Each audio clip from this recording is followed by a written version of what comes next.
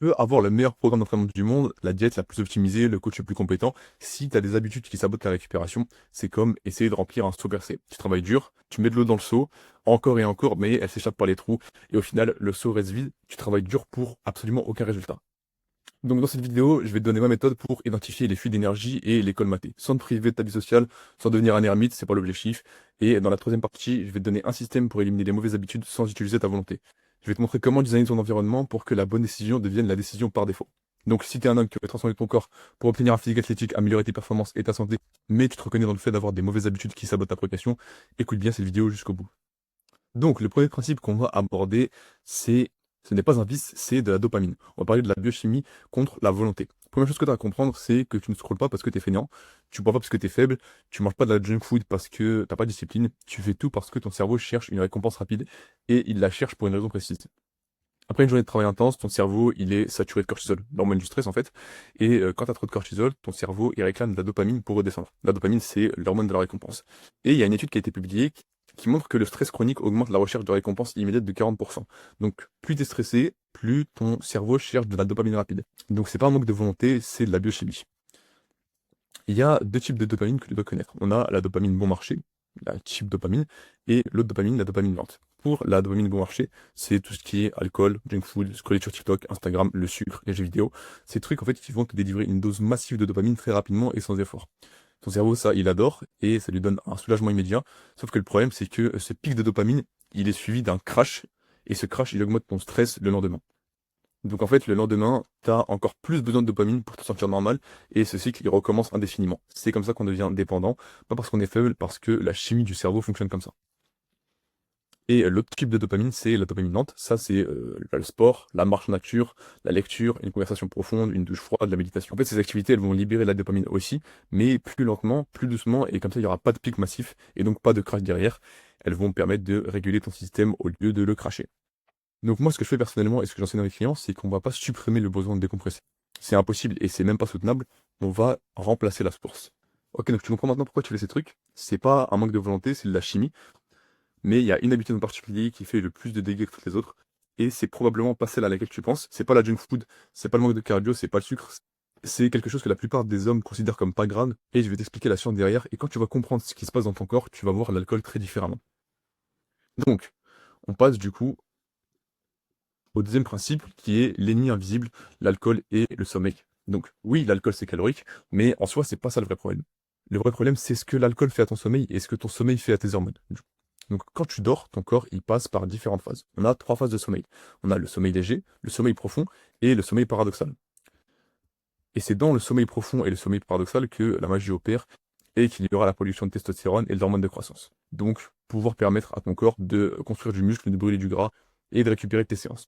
Mais du coup, tu te demandes peut-être qu'est-ce que fait l'alcool à ton corps. Il y a une étude qui a été publiée qui a montré que même une consommation modérée d'alcool, donc 2-3 verres, elle réduit le sommeil profond de 20% et le sommeil paradoxal de 40%. Donc en fait, tu dors, mais tu récupères pas bien.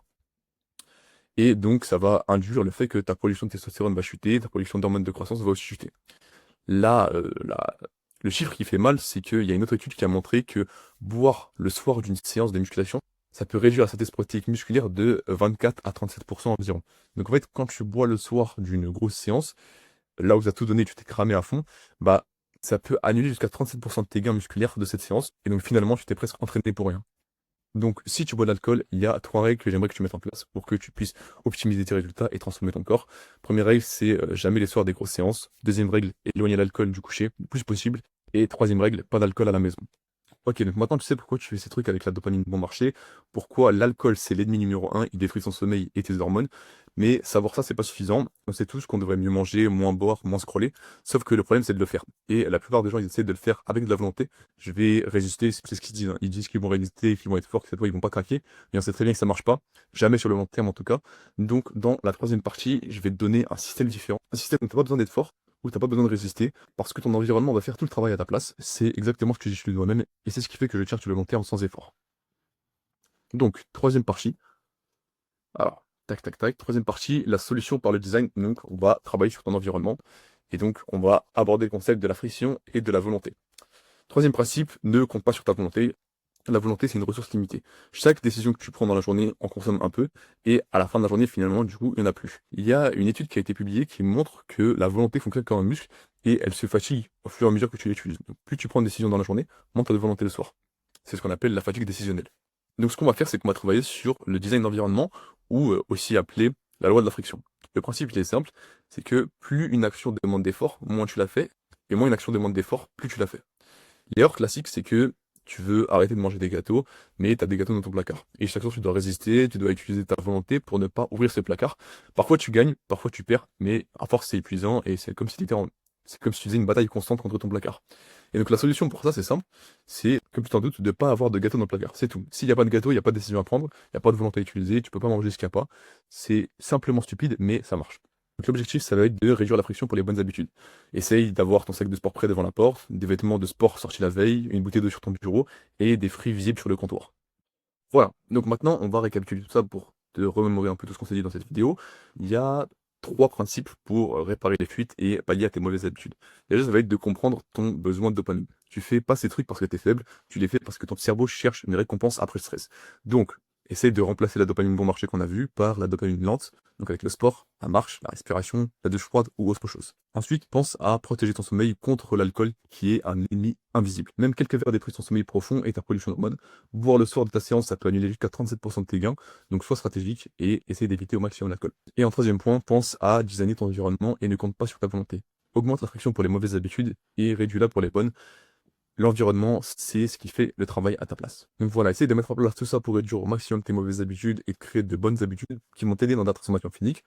Donc, dans Attitude 360, on n'optimise pas que tes séries et tes squats, on fait vraiment un audit complet en lifestyle pour supprimer ces freins invisibles, parce que le meilleur programme du monde, il sert à rien si tu perds tout par des fuites que tu vois même pas. Donc, si tu sens que tes week-ends, ils défrisent tes semaines, que tu fais des efforts la semaine, mais que tu n'avances pas, que tu as l'impression de remplir un saut percé, je te laisse, si ça t'intéresse, réserver un appel de consulting offert via le lien en description. On va pas te juger, t'inquiète, on va juste trouver des leviers logiques pour nettoyer ton hygiène de vie et te permettre d'accélérer vers tes objectifs et atteindre le plus rapidement possible ta transformation physique et avoir un physique athlétique. En tout cas, si ça t'intéresse, c'est sur le premier lien en description. Le lien est juste en dessous et merci à toi de regarder cette vidéo jusqu'au bout et on se dit à la prochaine dans une nouvelle vidéo. Ciao!